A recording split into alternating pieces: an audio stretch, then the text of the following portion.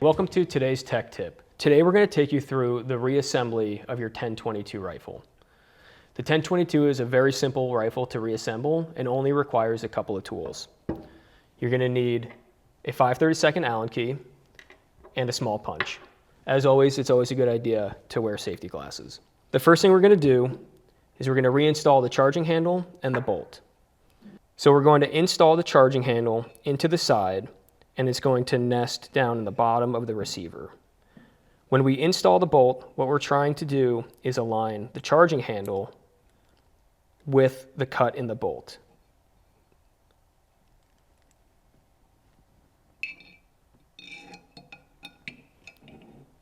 Holding the charging handle, you're going to draw it to the rear all the way, and then again drop the bolt in and aligning the notch in the bolt with the charging handle.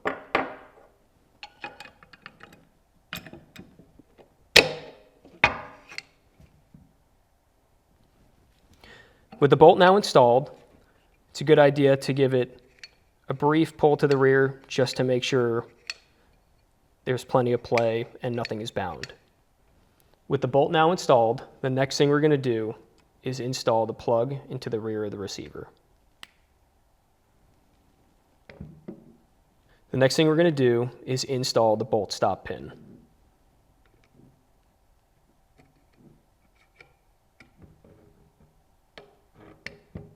Now we can install the fire control. Now we're going to want to make sure that the ejector is in its slot and that there are no missing springs or pins. It helps to roll the receiver on its side, and that way none of the parts move around during the assembly. Holding it in place, we'll then grab a pin and capture the fire control.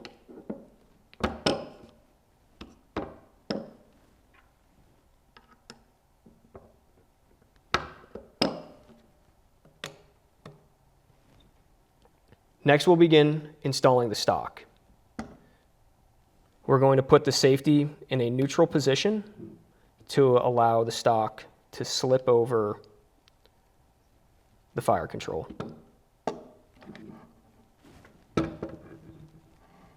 The action will notch into the back of the stock right in this overhang.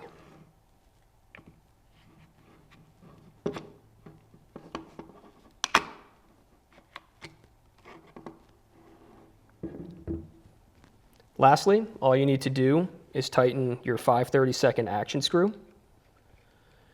And this just needs to be hand tight. It does not need to be overly tightened.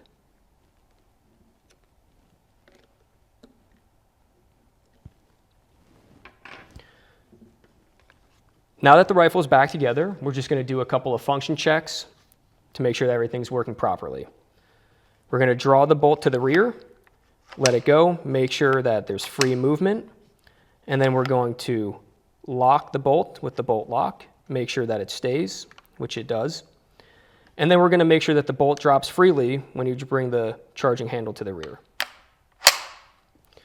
Lastly, making sure that the firearm's pointed in a safe direction.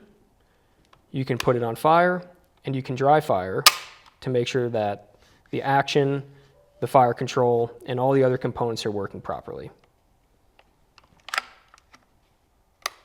Your rifle is now completely back together. Thanks for taking the time to watch this tech tip, and for more information and other tech tips, please visit us at Ruger.com.